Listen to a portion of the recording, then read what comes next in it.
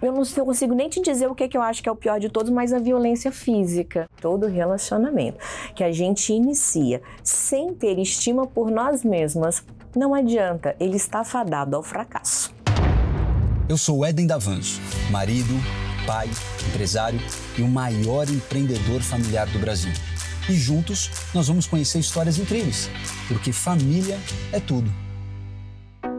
Kátia Damasceno é formada em fisioterapia, especializada em saúde perinatal, sexóloga, youtuber e master coach em relacionamentos pelo Instituto Brasileiro de Coach.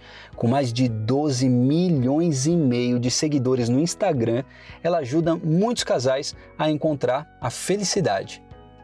Papo em família, papo em família, papo em família, papo em família, papo em família. Eu casei com meu primeiro namorado, comecei a namorar. Eu sou filha de militar, criada dentro da igreja, fiz primeira comunhão, crisma, catequese, cantei no coral da igreja, engravidei na minha lua de mel. Por quê? Por pura falta de conhecimento. Não tinha uma Kátia Damasceno para falar com a gente. Não tinha informações a respeito de sexualidade como a gente tem hoje na internet, na TV. Olha que espaço incrível você poder levar para a TV um assunto que ainda tem que ser cochichado, que a gente tem que falar baixo. Tira as crianças da sala, porque não pode saber. Não, por que a gente não pode falar de sexualidade como a gente fala de empreendedorismo, de finança, de história, de geografia, de todos os outros assuntos? Enquanto as pessoas tratarem a sexualidade como algo que tem que chamar no cantinho, no escuro, a gente vai ter um tabu. Eu tive meu primeiro filho e nesse primeiro ano que eu tô te contando foi a história da Amélia. Então lavava, passava, cozinhava, arrumava a roupa do marido, separava tudo e era muito feliz naquela época. Eu tinha acabado de formar.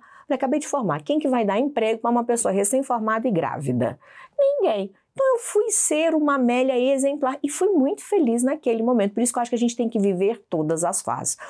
Porém, depois que o meu filho nasceu, eu tive uma percepção muito nítida de que eu era um ser humano individualizado, que poderia viver sem as ideias do meu pai, sem os comandos de marido, e não, eu era um ser humano que dava conta de criar outro ser humano. Se eu era capaz de cuidar de uma outra vida, alimentar aquela vida, nutrir aquela vida, dar banho naquela vidinha linda e maravilhosa, como é que eu não estava dando conta de cuidar da minha própria vida? A maternidade te despertou isso. A maternidade me despertou. Mas você virou muito mãe, porque o que eu percebo às vezes, a maternidade desperta a mulher. Só que desperta tanto o lado mãe e ela afasta o lado esposa. Pronto. E aí você chegou numa frase sensacional, eu até coloco ela no meu livro. O meu ex-marido teve uma época que eu virei tão mãe que e hoje assim, eu tenho 4 filhos hoje, né? 4 filhos. Eu tenho 2 do primeiro casamento e 2 desse segundo casamento. Então, logo após o nascimento do meu primeiro filho, que eu virei uma mãe em tempo integral, ali era tudo a criança, esqueci o meu lado mulher, esqueci o meu lado casamento, esqueci a minha individualidade e comecei a olhar para a criança ali e somente a criança. Mas foi essa mesma criança quem me mostrou que eu dava conta e tinha que dar conta de cuidar da minha própria vida. E aí um dia meu ex-marido falou assim para mim: olha, eu casei com uma mulher, eu não casei com uma mãe. Essa frase mexeu muito comigo. Eu falei, cara, ele tem razão. Não é porque eu virei mãe, que eu me tornei mãe, que eu tenho que deixar a mulher de lado, né?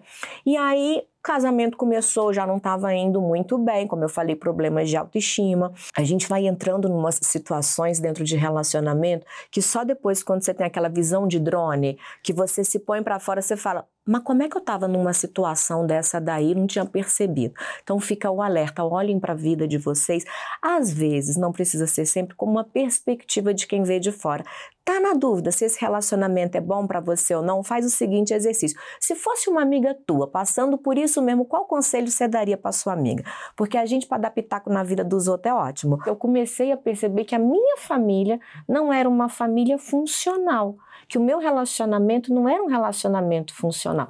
Hoje em dia a gente fala muito sobre relacionamentos abusivos, tóxicos, Mas há 25 anos atrás, esse tema não era abordado dessa maneira. A gente vivia dentro de um relacionamento onde o marido mandava, ou era o pai que mandava, sempre tinha alguém que mandava na gente, em nós mulheres.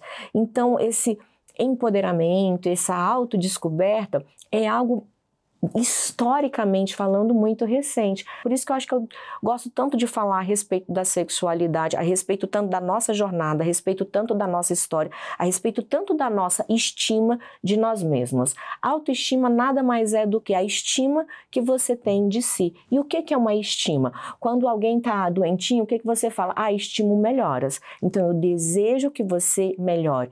Então é esse desejo que a gente tem que ter de cuidar da gente mesma. E as mulheres confundem muito autoestima com autoimagem, que são duas coisas muito diferentes.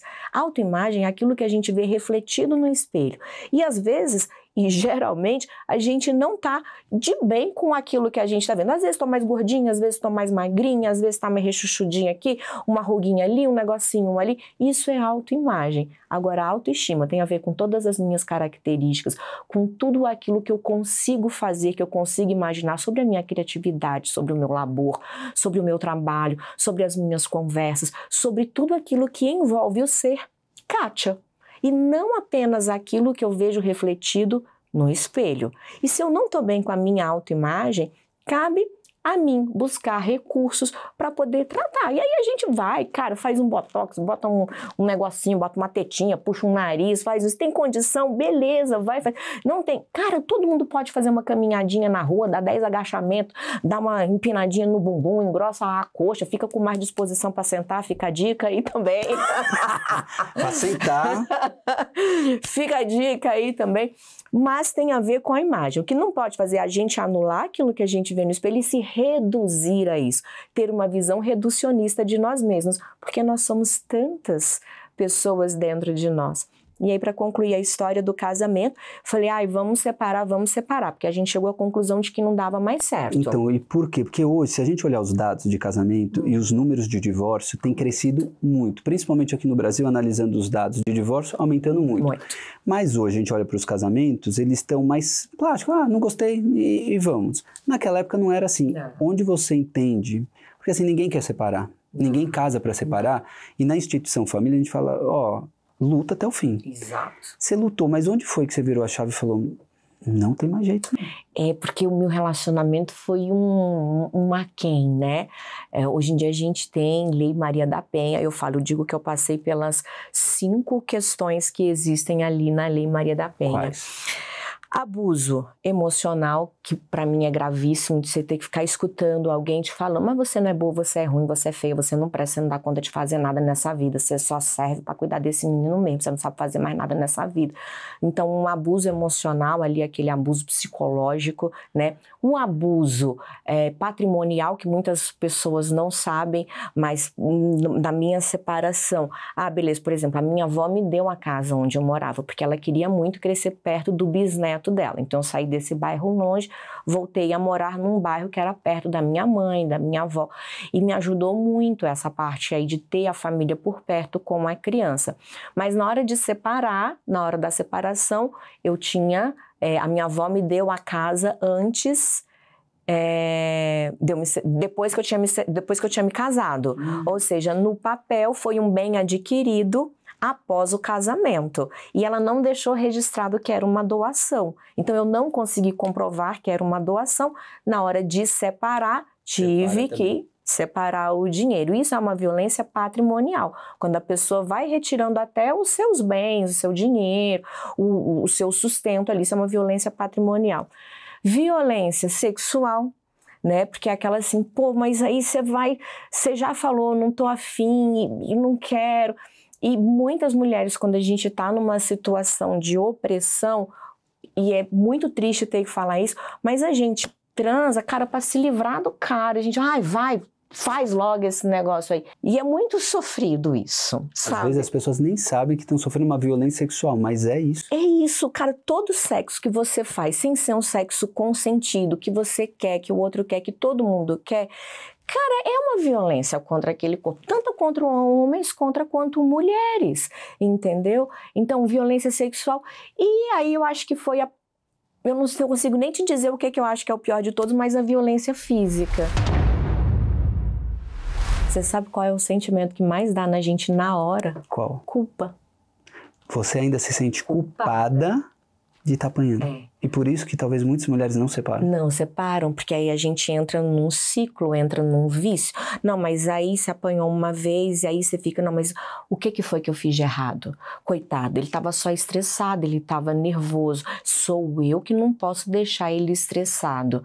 Então a gente vai se colocando nesse lugar. E aí até a própria Lei Maria da Penha, o que acontece? Antigamente você fazia a denúncia, as mulheres entravam nesse período de remissão do outro, e aí ia lá e retirava a queixa. Por quê? Porque aí a gente fica com dó, a gente fica com pena, porque ele se descontrolou, a pessoa vem, pede desculpas e você acredita que aquela desculpa é verdadeira. E o ciclo se repete.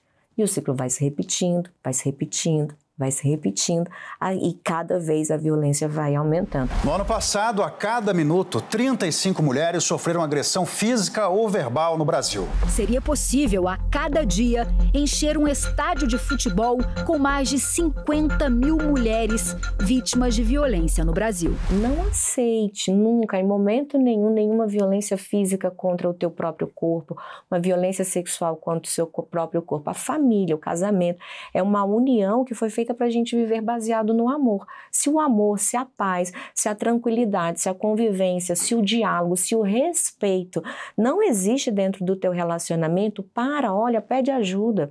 Hoje em dia já existem diversos terapeutas que atendem online, conversa com uma amiga, procura ajuda se você não tem condição de ir num consultório, de falar com um psicólogo, mas pedir ajuda, o que a gente não pode é ficar calado. Então, muito obrigada por esse teu espaço. Eu que agradeço. Pronto, já contei a história e é isso. Não foi fácil, eu não mas foi gosto de ficar contando muito essa história, não. Mas uma vez uma pessoa falou bem assim, quando eu fui escrever meu livro, eu não queria falar isso de jeito nenhum. Eu fui contar essa história a primeira vez em 2018. Falei, cara... Por que você não contava? Vergonha. E muito também para poder preservar os meus filhos. Apesar dos meus filhos já saberem disso, você expor isso em rede nacional e agora em rede internacional, eu sempre quis preservar muito os meus filhos, apesar deles saberem isso daí. Mas eu sei que hoje eu tenho uma posição de história que inspira outras mulheres. E é por conta disso que às vezes eu conto essa história e essa é uma dessas vezes aí. A gente não merece, eu acredito em Deus, aí eu acredito em algo maior do que a gente e eu não acredito que nenhum pai e mãe faz um filho para que esse filho venha a sofrer nas mãos de outra pessoa, entendeu? Mas tem que começar com a gente, por isso que a educação tem que começar dentro de casa. É o pai e a mãe que tem que dar o respeito àquela criança, porque quando uma criança aprende a ser respeitada dentro de casa, ela vai ser fortalecida na sua estima. Então é a gente poder tratar os nossos filhos com respeito, com educação, que os pais possam se respeitar diante daquela criança. Porque se a criança cresce com os pais brigando, ela acha que aquilo é normal.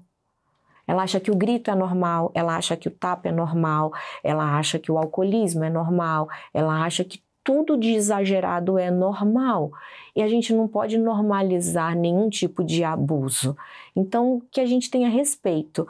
Na verdade, assim, um relacionamento para mim é aquele onde há respeito. Então a gente precisa se respeitar como ser humano. E um ser humano não agride outro ser humano. A gente não anda batendo no outro no meio da rua. Não é assim que a gente conquista as nossas coisas. Hoje a gente consegue, pode ser que na época da guerra era desse jeito, mas hoje em dia a gente conversa.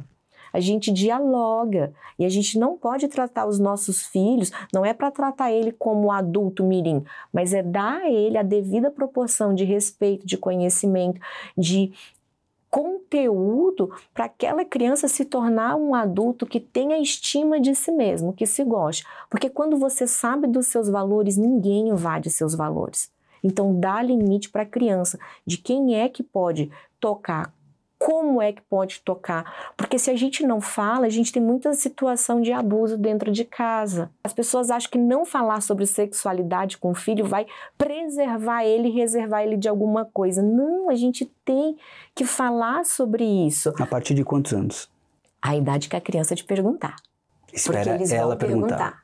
Quando ele é pequenininho, a curiosidade leva ele a perguntar, seja num banho, às vezes você está tomando banho, eu tenho filhos homens, são todos meninos, aí eu tô tomando banho, ele entende que o corpo da mamãe é diferente do corpinho dele. Eu falo, filho, o corpinho da mamãe é diferente do corpinho do menino, você tem um piu-piu que faz o xixi, a mamãe tem uma vagina, o xixi sai daqui de dentro do buraquinho da uretra, que é igual ao seu, só que o da mamãe fica aqui dentro. Pronto, ele já entendeu que o corpo do homem é diferente do corpo da mulher. Então ela perguntou, eu respondi. Se a primeira vez que a criança pergunta, você tem uma reação de, não pode falar sobre isso, onde é que você escutou essas coisas? Ele já entendeu o quê? Não posso falar desse assunto com a mamãe aqui, ó. Não posso falar desse assunto com o papai. O que será que tem nesse assunto aqui que eu não posso falar disso? E a mamãe ficou brava. Eu não quero que a mamãe fique brava comigo, então eu não vou mais falar desse assunto aqui dentro de casa. Mas a sexualidade faz parte do ser humano.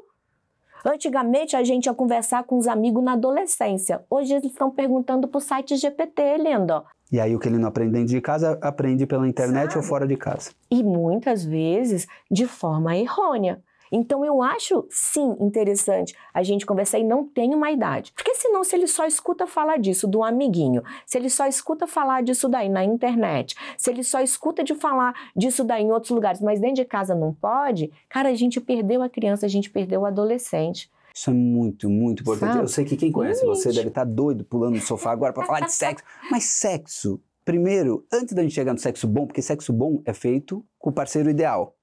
Mas antes, para a gente chegar no sexo ideal, a gente tem que falar disso. Porque o grande problema, se a gente olhar os números também de abuso sexual, Sim. a gente vê que o maior caso de abuso sexual ocorre na família e na idade infantil. Exato. E aí é o grande lance. Primeiro, eu sempre falo para os meus filhos, eu prefiro falar em casa, porque o que eu não falo em casa eu não ensino, a escola, o amigo, a TV, aí ensina do jeito que eles querem. Outro viés. Né? E o que você toca, primeiro de tudo, na referência que você falou dos pais, olhem porque eles estão olhando a referência. Então, se você tem um relacionamento que é abusivo e tá tudo bem e continua com esse relacionamento, tua filha, quando casar, vai entender. é por isso que muitas vezes existe repetição de padrão. Perfeito. Uma menina casa e tem um relacionamento abusivo. Só que quando você olha para a mãe dela, a mãe também tinha um relacionamento abusivo por causa da referência. Quando a gente fala de relacionamento, de comportamento, a gente tem duas possibilidades. Ou os nossos filhos vão repetir exatamente os nossos padrões, porque é o que ele já está acostumado, ou ele se rebela e vai para o lado oposto. Então, isso aqui não pode, por exemplo, um pai que é alcoólatra. Esse filho viu um pai que bebe todo dia, é normal, todo dia toma uma cervejinha, todo dia toma uma pinguinha, todo dia toma um negocinho. É um hábito para a criança. Então, a probabilidade dessa criança repetir esse mesmo hábito que o pai tinha é alto. Ou ela fala, viu que dava treta ali quando o papai se excedia ou quando a mamãe se excedia. Eu não quero isso aqui para minha vida de jeito nenhum. E aí esse adulto, ou ele vai repetir os padrões de comportamento dos pais, ou ele vai para o outro lado, ele vai negar completamente aquela janela ali, e aquilo ali para ele é inadmissível. Então, em termos de comportamento humano, geralmente a gente navega nessas duas categorias. Ou a gente repete, inconscientemente, muitas vezes, ou a gente repudia também e vai fazer o extremo, o oposto. A pessoa nunca tomou uma gota de álcool, por quê? Porque é a lembrança que tem. E não é algo que a gente faça conscientemente, mas o nosso corpo, ele vai, e o nosso ser, ele vai repetindo padrões, ou ele vai para o outro lado oposto. E daí, voltando na criança, complementando isso, falando do abuso sexual infantil, é porque muitas vezes a criança nem percebe que está sendo abusada. Como orienta e direciona, que é isso, para o amiguinho, opa, aqui não põe a mão. Como que direciona uma criança e vai criando essa criança, educando, para ela saber que alguma coisa não está legal e não é certa, e não ter medo de contar para os pais ou não deixar? Exatamente, foi como eu falei. Primeiro, o primeiro contato com a criança, a gente responde, é sempre nessa mesma pergunta, é muito interessante. Respira.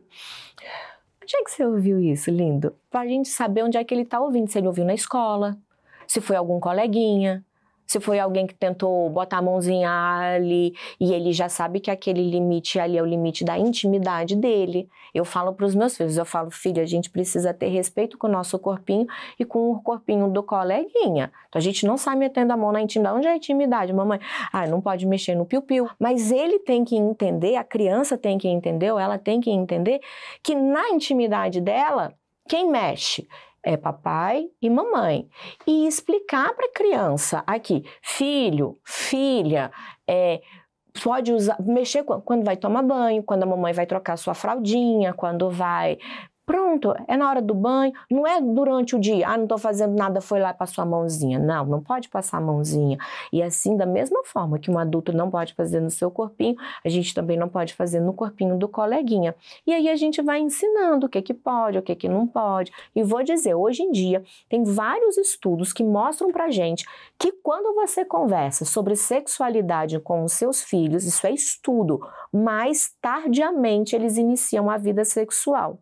E a gente age ao contrário, a gente não fala de sexo achando que se a gente falar de sexo vai antecipar. Incentivar. Olha isso. Na verdade, a gente não está incentivando, nós só estamos esclarecendo. A partir do momento em que você esclarece, o que você diminui no adolescente? A curiosidade. Aí que a base familiar, que eu falo, isso. a base do sucesso é a família. É a família. Porque constrói esposas, maridos respeitosos, fortes, que respeitam uma mulher, que respeitam o marido.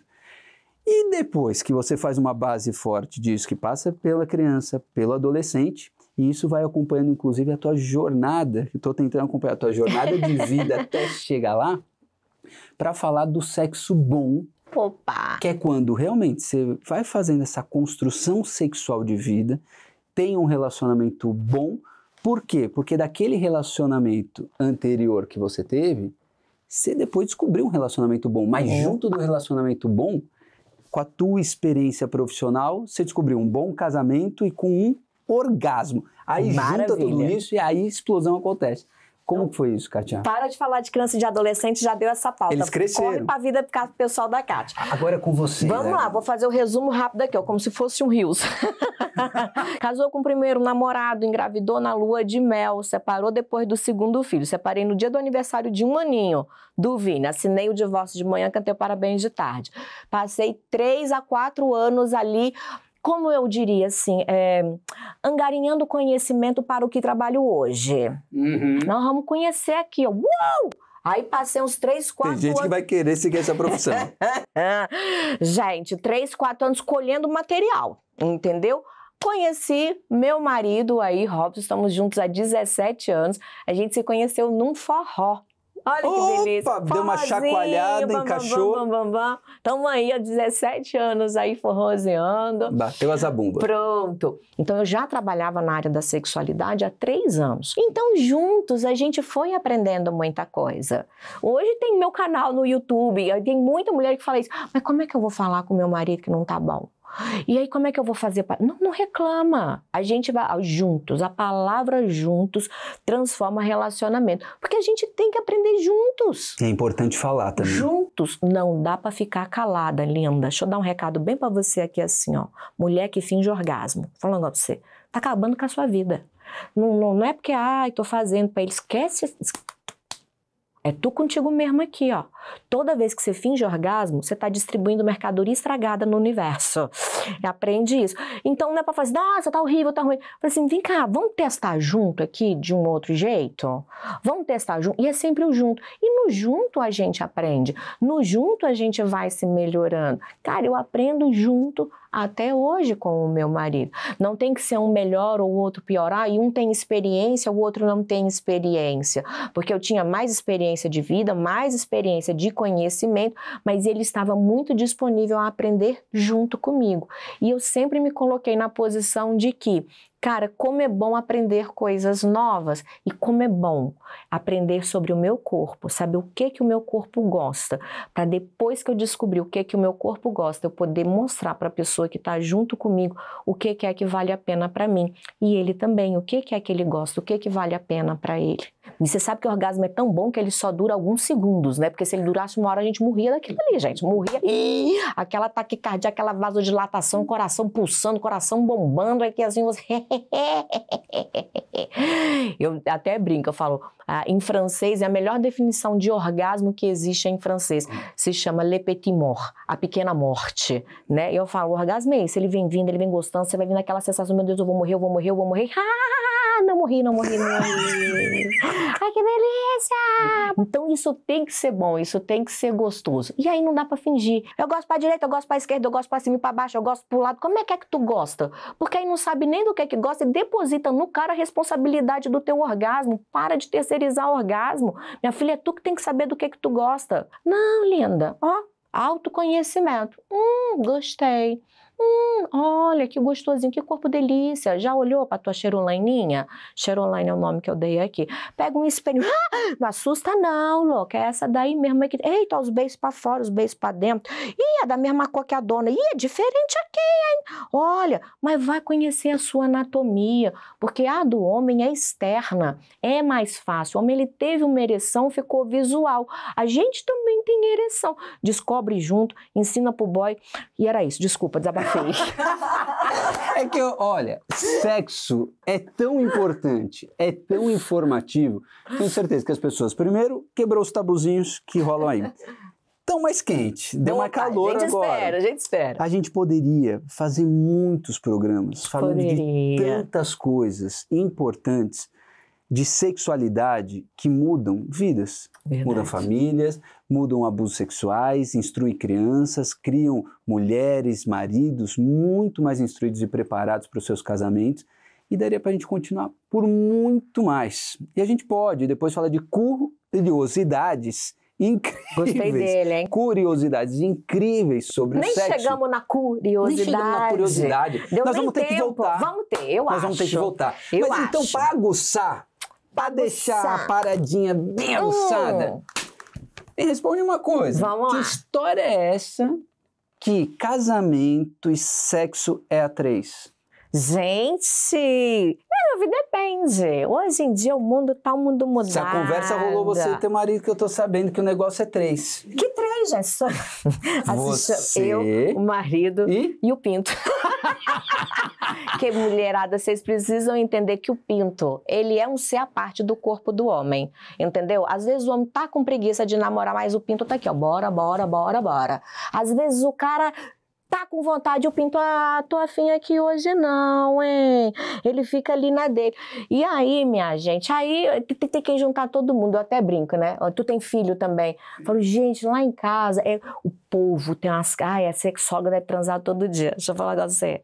Eu tô em São Paulo, meu marido tá em Brasília, e no meu caso eu sou fiel, então eu não transo todo dia. Mas quando a gente chega lá, a gente mata aquela saudade. Aí tu acha que na hora que acontece eu vou ficar murrinhando orgasmo? A orgasmo é uma coisa que não gasta, linda.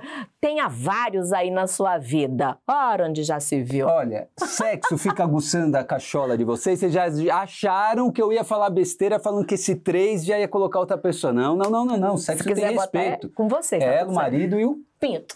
Pronto. Então, assim, ó, se vocês quiserem saber mais sobre sexo, vocês têm que seguir a Kátia Damasceno. E vai lá, pesquisa, busca, ela tem um monte de informação. Se você gostou, você escreve pra gente e fala pro programa trazer de novo a Kátia, porque a gente vai falar de curiosidades dos 3 no relacionamento, esposa, marido, pinto, e de muita coisa que também continua mudando a tua história, Kátia. Muito obrigada, foi meu gostosa. Gostou? Foi bom pra você? Foi muito pra mim também. Bom também. Ai, vamos abraçar.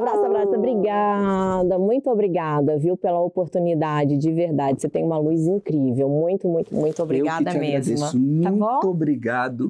Mudou aqui a minha vida, a minha percepção de sexo e tantas coisas. Vai lá, tá bom? Essa é a Kátia. Obrigada, querida.